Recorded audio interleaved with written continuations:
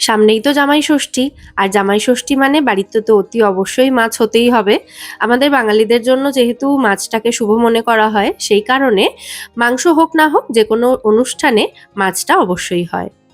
তো সেই কারণেই আজ কাতলা মাছের একটা প্রিপারেশনের রেসিপি শেয়ার করছি।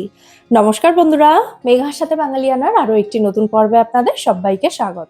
আজ শেয়ার করব গন্ধরাজ মৌরি কাতলা।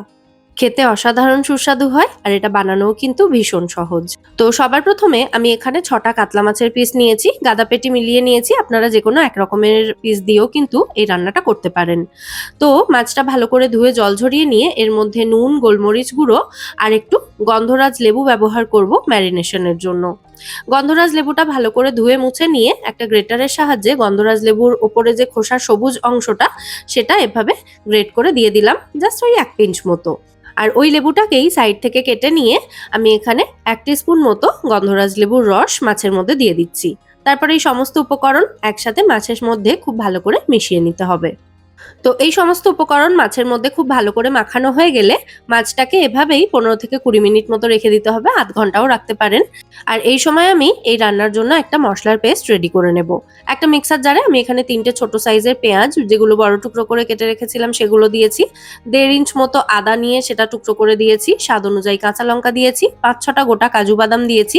আর দিয়ে দিচ্ছি 2 চামচ মতো টক দই। জল ছাড়া এই সমস্ত উপকরণ একদম মিহি করে বেটে রাখতে হবে। দেখুন মশলার পেস্টটা রেডি হয়ে গেছে, তো এটাকে সাইডে রেখে দেব।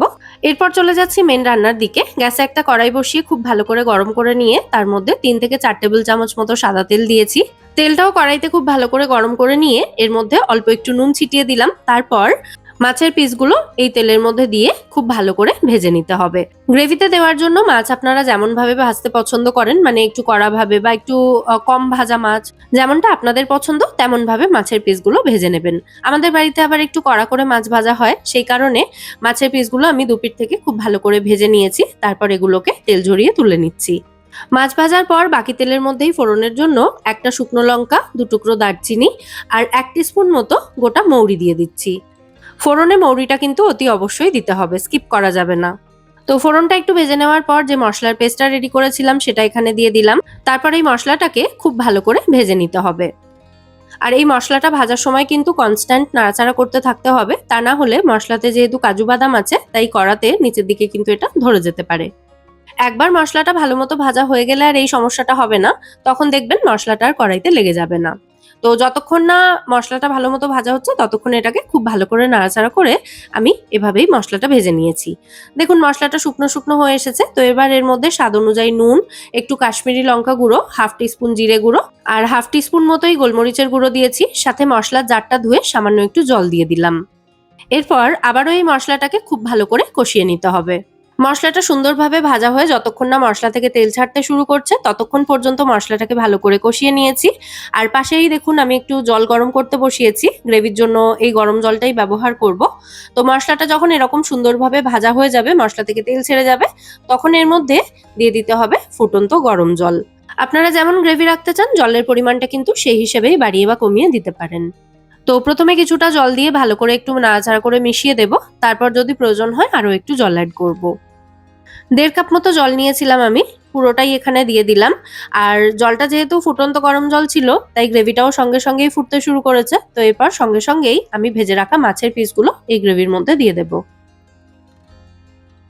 গ্রেভির মধ্যে মাছগুলোকে একটু নাড়াচাড়া করে দিচ্ছি যাতে গ্রেভির মধ্যে মাছগুলো ডুবে যায়। এরপর 2টো গন্ধরাজ লেবুর পাতা নিয়েছি, যেগুলো ভালো করে ধুয়ে নিয়েছি। তো এই পাতাগুলোকে ছোট ছোট টুকরো করে ছিঁড়ে এই গ্রেভির মধ্যে দিয়ে দিচ্ছি। এতে গন্ধরাজ লেবুর খুব সুন্দর একটা ফ্রেশ ফ্লেভার এর মধ্যে থাকবে। যে দোকান থেকে গন্ধরাজ লেবু কিনেছিলাম সেখানেই দেখেছি কিছু লেবুর মধ্যে পাতা ছিল, তো সেগুলোই আমি এখানে বেছে বেছে নিয়ে এসেছি।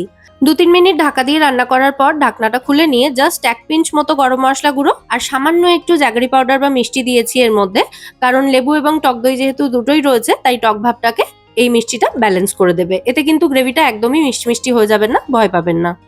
তো আবার এটাকে ঢাকা দিয়ে জাস্ট 1 থেকে 1.5 মিনিটের জন্য রান্না করে নিয়েছি লো টু মিডিয়াম ফ্লেমে। তারপর এর মধ্যে আরো 1 চিমটে মতো গন্ধরাজ লেবু জেস্ট অ্যাড করছি, মানে লেবুর ওপরে যে ওই খোসা সবুজ অংশটা সেটা গ্রেট করে এর মধ্যে দিয়ে দিচ্ছি জাস্ট 1 পিঞ্চ মতো। আর তার সাথে সামান্য একটু লেবুর রসও অ্যাড করব যাতে একদম ফ্রেশ ফ্লেভারটা থেকে যায় এর মধ্যে। লেবু কিন্তু আমি প্রথমে যে ওই এক ফালি করেছিলাম সেই এক ফালিটা থেকেই রসটা দুবারে আমি এর মধ্যে মেশালাম। মানে মাছটা ম্যারিনেট করার সময় অল্প দিয়েছিলাম আর এই সময় বাকিটা দিলাম। তো ফাইনালি আমাদের গন্ধরাজ মৌরি কাতলা কিন্তু এখানে একেবারে রেডি। গ্যাসের ফ্লেমটা অফ করে এটাকে 5 মিনিট স্ট্যান্ডিং টাইমে রেখেছিলাম। তারপর এই হলো আমাদের গন্ধরাজ মৌরি কাতলার ফাইনাল লুক। প্লেন ভাত অথবা যে কোনো পোলাওয়ের সাথে কিন্তু এই গন্ধরাজ মৌরি কাতলা সার্ভ করতে পারেন, খেতে জাস্ট দুর্দান্ত হয়। রেসিপিটা অবশ্যই বাড়িতে ট্রাই করবেন এবং আমায় জানাবেন এই রেসিপিটা আপনাদের কেমন লাগলো। যদি ভালো লেগে থাকে তাহলে বরাবরের মতো ভিডিওটাকে একটা লাইক এবং শেয়ার করে দেওয়ার অনুরোধ রইল। সাথে এরকমই নিত্য নতুন রেসিপি ভিডিও দেখার জন্য চাইলে আমার চ্যানেলটাও সাবস্ক্রাইব করে আমার পাশে থাকতে পারেন এবং আমায় সাপোর্টও করতে পারেন। আজ তাহলে এ পর্যন্তই। আবার দেখা হবে আপনাদের সঙ্গে পরের পর্বে নতুন কোনো রেসিপির সাথে। সবাই সুস্থ থাকবেন, ভালো থাকবেন এবং সবাইকে খুব ভালো রাখবেন। নমস্কার।